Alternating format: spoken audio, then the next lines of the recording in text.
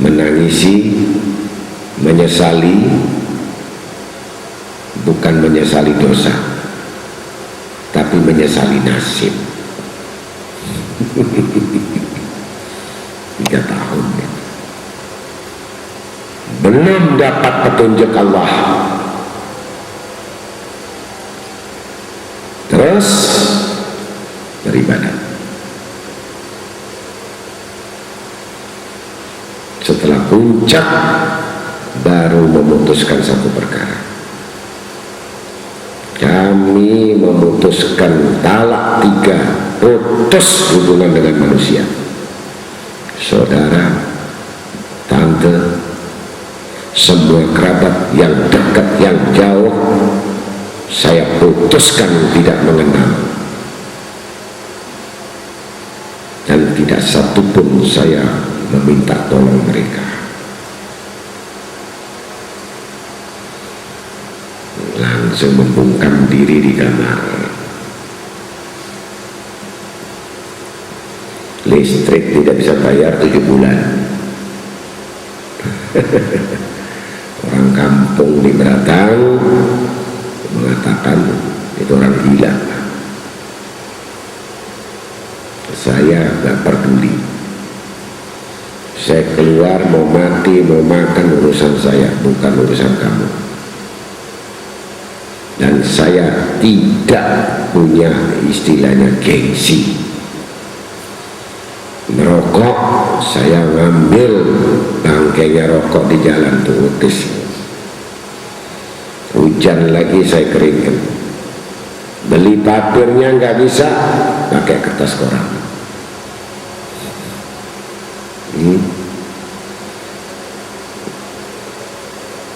Sampai teman saya, apa kamu nggak malu? Malu sama siapa? Malu sama kamu? Kalau sudah melarat jangan sekali-kali sombong.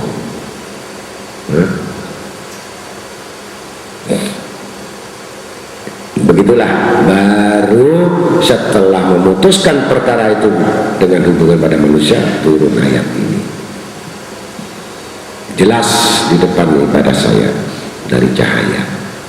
Sampai sekarang ini ayat saya abadikan di kamar saya berupa ukiran 3 meter kayu jati, 50, lebar 50 sampai 3 meter. Saya abadikan, saya ukir di kayunya. Karena ini pertama kali saya dapatkan, sehingga saya telah mantap kepada Tuhan saya dengan ayat ini. Ini ada semua kan? Kalau bapakmu, anakmu yang kamu ingat, saudaramu, perempuan-perempuanmu atau istri, kaum keluargamu, sudah. Kekayaan yang kamu peroleh habis, perniagaan yang kamu khawatiri rugi, dan tempat tinggal yang mau disita. Di sini kekuatannya. Kalau semua itu kamu cintai lebih dari Allah, ahabba ilaikum minallah wa rasulih wajib fi jihadin fi sabilih wa jihadin fi sabilih fatarabbasu hatta ya'tiyal bi amri, sehingga Allah datangkan urusan perintahnya untuk kamu. Ini langsung saya lebih mantap. Paham sudah? Ini ayat. Jadi langsung begitu saya dapat satu ayat ini langsung apa?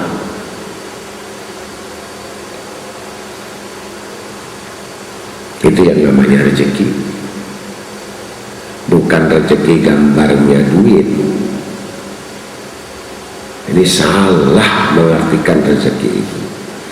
Pertama, bagi orang-orang yang mulia di sisi Allah, rezeki yang paling utama adalah mimpi dengan Nabi kita Muhammad SAW. Yang kedua, mendapatkan ilmu atau ilham dari Allah Ta'ala. Yang ketiga, afiah, diberikan sehat pikirannya, ibadahnya sehat, badannya sehat, pikirannya sehat, pekerjaannya sehat, keluarganya sehat, bukan hanya sehat kamu sendiri, tetapi sehat semuanya. Ilmunya sehat, hatinya sehat, pikirannya sehat. Artinya hati yang selamat tadi.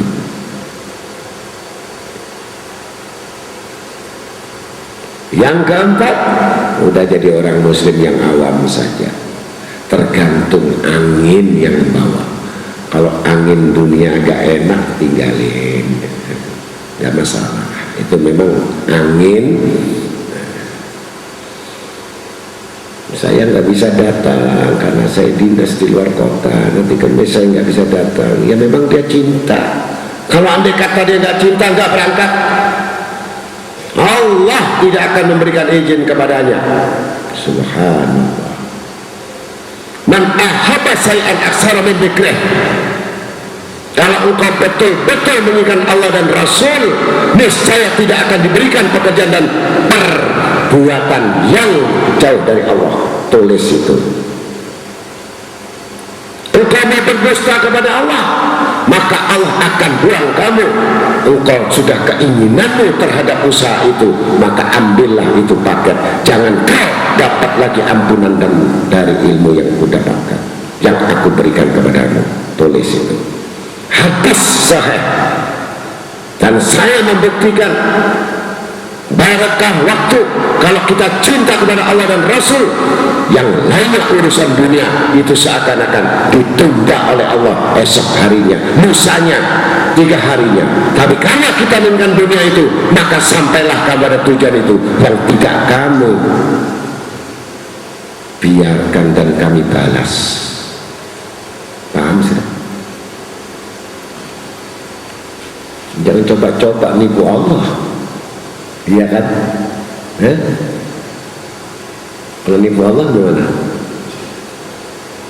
Mau nipu, udah asli. Kalau kamu cinta dunia itu udah nggak usah banyak ngomong akhirat.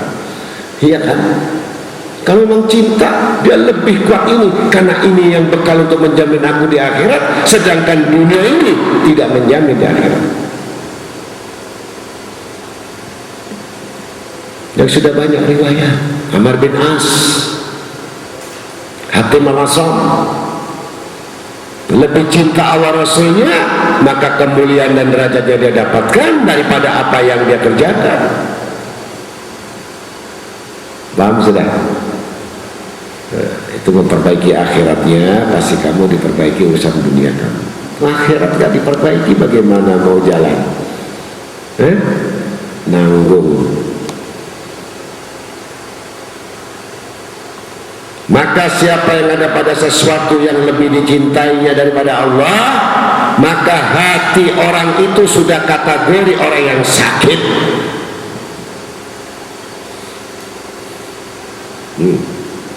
Bagaimana? Kalau yang dicintai lebih dari Allah dan Rasulnya golongan hati yang sebagaimana anggota tubuh kita.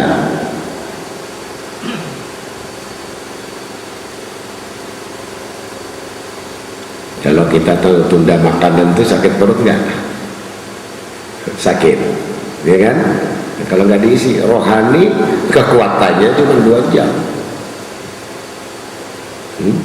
Ilmu itu 2 jam. 2 jam nggak dirawat, innalillah. Kalau orang awam kekuatannya 2 hari 2 malam. Kalau nggak diisi 2 hari itu innalillah sudah. Bagaimana kalau orang nggak makan 2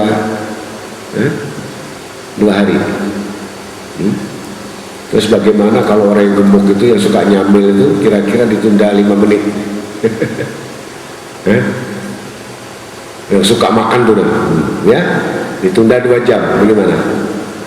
Dibaratkan yang doyan dengan ilmu akhirat ini seperti itu, nyamil terus, gemuk rohaninya kan. Kalau badan gemuk badannya, sakit. Bermacam jenis, mulai kacang, coklat, sampai apa lagi, permen, roti, martabak, terang bulan masuk semua. Nah ya, jadi ilmu semua masuk karena camilan. Nah, orang awam tadi biasa makan 2 kali sehari, 2 hari 2 malam, nggak makan sakit. Datang lagi seminggu, dokter saya sakit perut, dokter saya kena lever. Kamu sudah berobat enggak? Ya ini seminggu sekali dokter. Hati-hati rohani ya. Maka dengan ini dapat diketahui bahwa hati itu kalau tidak pernah diberi makanan terasa semuanya sakit.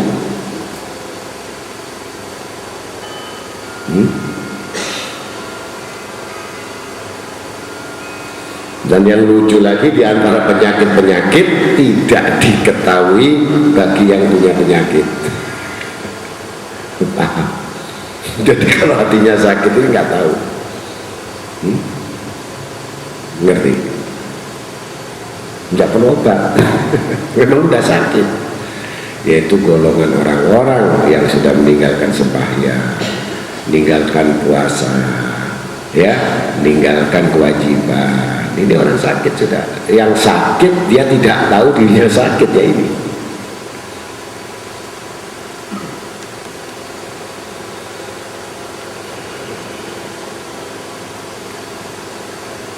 Kalau sudah diketahuinya, rujuk ilalka, kembali kepada Allah. Dalam sudah pikirannya rusak dan sakit, hatinya sakit, sangat sulit disembuhkan. Karena belum menyembuhkan, pantangannya udah dimakan lagi, ya kan? Udah kena kolesterol, hati ingin makan kacang, kata dokter jangan, tapi kepingin kacang dimakan, belum diobati kolesterol makan kacang. Yang darah tinggi jangan makan daging yang berlemak, belum diobati makan daging lagi, udah minum obat makan daging lagi, sembuh nggak kira-kira?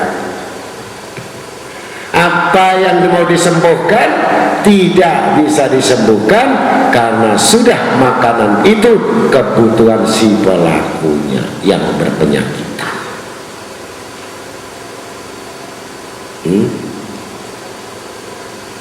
Maka kalau sudah berpenyakit ini susah, ya, karena sangat sulit untuk bersabar menahan kepahitan minum obatnya. Jadi makanan yang enak dilarang, obat aja dimakan. Enggak sabar, sikat satu nggak masalah, martabak. Harusnya makan nasi jagung. Nah, ibarat orang yang mau tobat ini ternyata sudah tabiatnya, karakternya terlalu banyak alasan. Fitrah. Jadi tabiat yang fitrah tidak bisa dirubah. Allah tidak akan merubah tabiat seseorang, takdir seseorang, nasib seseorang, kecuali ada kemauan cita-cita yang kuat untuk merubah nasibnya, bukan pasrah.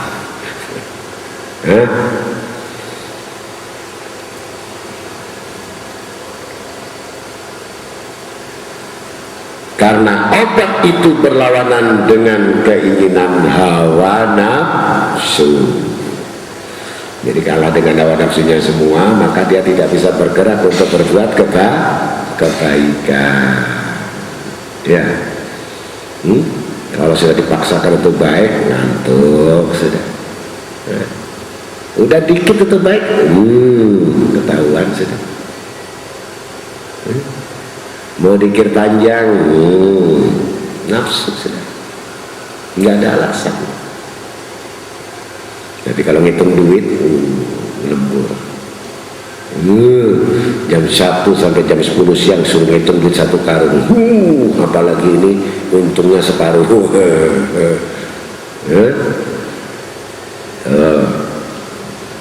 Akhirnya kita semua yang berangkat menuntut ilmu ini, kalau nggak dipaksa nggak bisa ya, dipaksa dulu, dipaksa itu pun guru udah setengah mati, itu seminggu sekali, apalagi sebulan sekali.